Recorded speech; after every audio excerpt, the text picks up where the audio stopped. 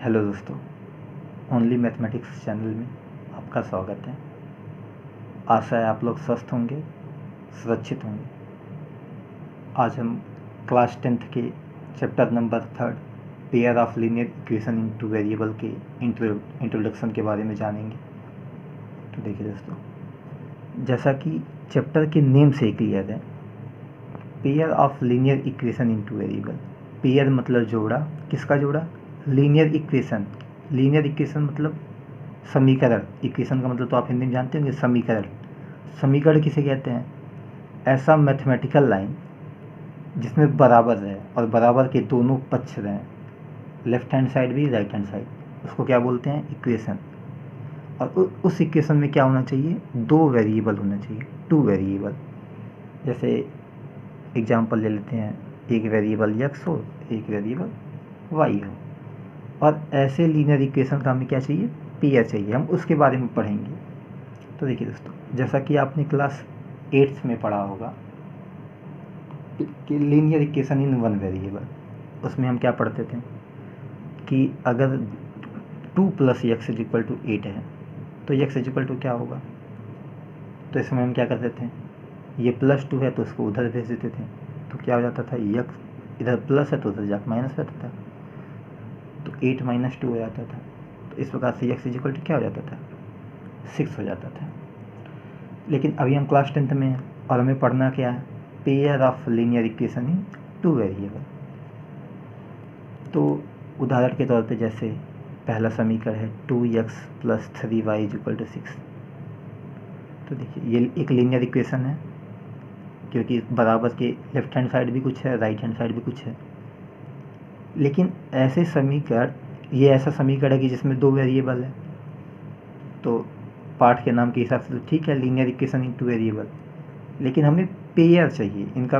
अगर एक समीकरण ये है तो दूसरा भी चाहिए। तो लेट अस सपोज कि दूसरा समीकरण है 3x + 2y = 8। तो हमें इसके बारे में भी पढ़ना है कि pair of linear equation in two variable.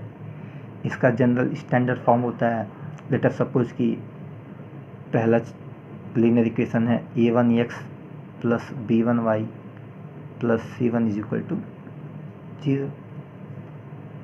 दूसरा है a2x + b2y + c2 = 0, जहाँ पे a1 b1 c1 a2 b2 c2 ये सारे क्या हैं? कांस्टेंट है, और बाकी x और y क्या है? वेरिएबल है। ठीक है दोस्तों, होपफुली आप इतना समझ गए होंगे। अगर कोई दिक्कत होगा तो आप कमेंट सेक्शन में ज़रूर बताइएगा, जिससे हम आने वाली वीडियोज़ में उसको और डिस्क्राइब कर देंगे। अब ठीक इसके आगे चलते हैं। जैसे देखिए, अगर 2x + 3y = 6 है, अगर हमें इसमें x और y का वैल्यू ज्ञात करना हो तो बिना इस एक दूसरे इसके पेयर के हेल्प से हम x और y का एग्जैक्ट वैल्यू नहीं निकाल सकते, लेकिन हम एज्यूम्ड वैल्यू, माना हुआ कुछ वैल्यू ज्ञात कर सकते हैं। जैसे इसमें अगर हम x = 0 मान लें तो y का कुछ वैल्यू होगा। जैसे अगर x = 0 मानेंगे तो ये टर्म 0 हो जाएगा, बचेगा क्या? 3y = 6, तो y = क्या आएगा? 6/3 क्या आएगा? y = 2। तो हमको एक मानना पड़ेगा कुछ x का वैल्यू, तो हमें y का वैल्यू कुछ मिलेगा। लेकिन क्या हम x और y का एग्जैक्ट वैल्यू फाइंड आउट कर पा रहे हैं? जैसे हमने यहाँ पे किया है कि 2 + x = 8 है, तो x का वैल्यू 6 है, ये तो एकदम एग्जैक्ट वैल्यू है। लेकिन इस तरह के समीकरण में हम क्या एग्जैक्ट वैल्यू फाइंड आउट कर पा रहे हैं? नहीं कर पा रहे हैं। तो हमें x और y का एग्जैक्ट वैल्यू फाइंड आउट करने के लिए हमें इसका पेयर चाहिए। इसीलिए चैप्टर का नाम है क्या? Pair of linear equation in two variable. अब देखिए दोस्तों, इसका वैल्यू x और y का वैल्यू फाइंड आउट करने के लिए जो है हमारे पास दो मेथड हैं। पहला मेथड है ग्राफिकल मेथड, मतलब ग्राफ से कैसे हम सॉल्व करेंगे। और दूसरा मेथड है कि उसको मैथमेटिकली कैसे सॉल्व करेंगे। तो आज की वीडियो में हम पहला मेथड डिस्कस करेंगे कि ग्राफिकली मेथड से कैसे किसी समीकरण को सॉल्व करेंगे। तो ये बहुत ही आसान है ग्राफिकल मेथड से सॉल्व करना किसी क्वेश्चन को। जैसे सपोज करते हैं कि कोई सवाल है x + y = 8, दूसरा है x - y = 6। अभी हमको इसका ग्राफ बनाना है, ग्राफिकल मेथड से सॉल्व करना है। तो देखिए दोस्तों, इसके लिए सबसे ईजी स्टेप है कि हर एक समीकरण के लिए एक बॉक्स बना लीजिए। इसके लिए भी एक बॉक्स बना लीजिए और बॉक्स में 6 खाने होने चाहिए। ऐसे ऐसे आप बना लीजिए। यहाँ पे x लिख दीजिए, यहाँ पे y लिख दीजिए, यहाँ पे x लिख दीजिए, यहाँ पे y लिख दीजिए। अभी देखिए दोस्तों, एक बार हम लोग x को 0 मानेंगे तो y की वैल्यू क्या होगी वो लिखेंगे। एक बार y की वैल्यू 0 मानेंगे फिर x की वैल्यू जो आएगी उसको लिखेंगे। जैसे इस समीकरण के लिए हमने ये बॉक्स बनाया है, तो अगर यहाँ पे हम लोग x का वैल्यू 0 रख लें तो क्या आएगा, 0 + y = 8। तो y का वैल्यू क्या आएगा, 8। अब दूसरा y का वैल्यू अगर 0 मान लें तो यहाँ पे क्या होगा, x + 0 = 8। अब इसका मतलब x = 8, तो x के सामने क्या आ जाएगा, 8। तो देखिए दोस्तों, यहाँ पे अब हमें 2 कोऑर्डिनेट मिल गए। पहला कोऑर्डिनेट हमें पता है ऐसे x y के फॉर्म में होता है। तो पहला कोऑर्डिनेट यहाँ से क्या मिल गया, 0, 8। दूसरा कोऑर्डिनेट क्या मिल गया, 8, 0। ठीक इसी प्रकार से यहाँ पे करेंगे। तो अगर x का वैल्यू 0 रखेंगे तो y का वैल्यू क्या आएगा, तो यहाँ पे क्या आएगा, 0 - y = 6, -y = 6। इसका मतलब y = -6। अगर y का वैल्यू 0 रखेंगे तो x का मान क्या आएगा, तो x - 0 = 6 और x = 6। यहाँ पे से 6 आ जाएगा। तो यहाँ से 2 कोऑर्डिनेट क्या क्या मिले, पहला कोऑर्डिनेट क्या मिला है, 0, -6। दूसरा कोऑर्डिनेट क्या मिला, 6, 0।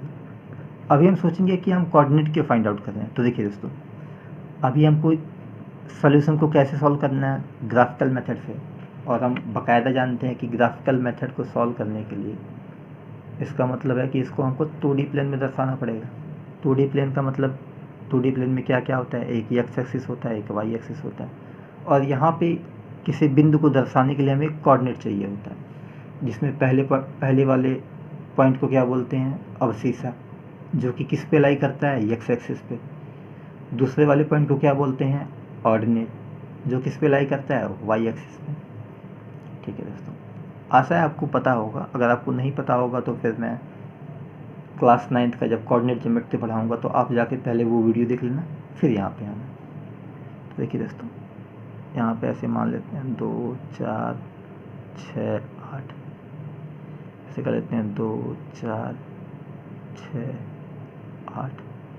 यहाँ पे ऐसे कर लेते हैं -2, -4, -6। अभी केवल पहले वाले समीकरण से जो 2 कोऑर्डिनेट हैं उसको दर्शाएंगे और एक लाइन खींचेंगे। तो पहले वाले समीकरण से हमें क्या क्या कोऑर्डिनेट मिलता है, 0, 8। तो 0, 8 इसका मतलब 0 x एक्सिस पे है और 8 y एक्सिस पे, यानी कि ये वाला पॉइंट क्या हो जाएगा, 0, 8। दूसरा पॉइंट क्या है, 8, 0। तो 8, 0 ये वाला पॉइंट हो जाएगा। अभी यहाँ से एक लाइन ऐसे खींच दी। अब दूसरे वाले समीकरण से क्या कोऑर्डिनेट मिला है, हमें उसका ग्राफ बनाना है। तो दूसरे वाले समीकरण से हमें क्या क्या कोऑर्डिनेट मिला है, पहला कोऑर्डिनेट क्या है, 0, -6। तो थोड़ा सा खींच लेते हैं नीचे, -2, -4, -6। तो ये वाला पॉइंट क्या हो जाएगा, 0, -6। दूसरा पॉइंट क्या है, 6, 0। तो ये वाला पॉइंट क्या हो जाएगा, 6, 0। अभी इस लाइन को ऐसे ड्रा कर देंगे। तो देखिए दोस्तों, अभी ये जहाँ पे इंटरसेक्ट किया है वो पॉइंट क्या है, तो वो पॉइंट फाइंड आउट करने के लिए इस बिंदु से एक ऐसे x एक्सिस के पैरेलल एक लाइन खींच देंगे और y एक्सिस के पैरेलल लाइन खींच देंगे। तो ये जो कोऑर्डिनेट निकलेगा, लेट अस सपोज की कोऑर्डिनेट निकला 1/2, ऐसे खींचने पे अगर हमें पता चला कि अगर x एक्सिस के पैरेलल खींचे तो ये 2 पे इंटरसेक्ट कर रहा है, और y एक्सिस के पैरेलल खींचे तो ये 1 पे इंटरसेक्ट कर रहा है। इसका मतलब इस पॉइंट का कोऑर्डिनेट क्या है, 1,2। तो हम लोग जानते हैं कि पहला वाला किसको जानते हैं, पहला x एक्सिस का होता है, दूसरा y एक्सिस का होता है। इसका मतलब x का वैल्यू क्या है, 1 है, और y का वैल्यू 2 है। ये एक अप्रॉक्सीमेशन है दोस्तों। जैसा ये कोऑर्डिनेट का वैल्यू क्या है, ये आप एग्जैक्ट तभी फाइंड आउट कर पाएंगे जब आप इसे ग्राफ पेपर पे बनाएंगे। आप इसे ग्राफ पेपर बना के किसी बुक्स की क्वेश्चन को सॉल्व कीजिएगा। अदरवाइज़ मैं ग्राफिकल सॉल्यूशन का एक सॉल्यूशन किताब से NCERT से नेक्स्ट वीडियो में अपलोड कर दूंगा, आप वहाँ से देख लीजिएगा। अगर आपको यहाँ से कोई आइडिया नहीं मिला होगा तो होपफुली थोड़ा बहुत तो आइडिया यहाँ से मिल ही गया होगा कि ग्राफिकल मेथड से क्वेश्चन को कैसे सॉल्व करते हैं। थैंक्स दोस्तों, अब मिलते हैं नेक्स्ट वीडियो में।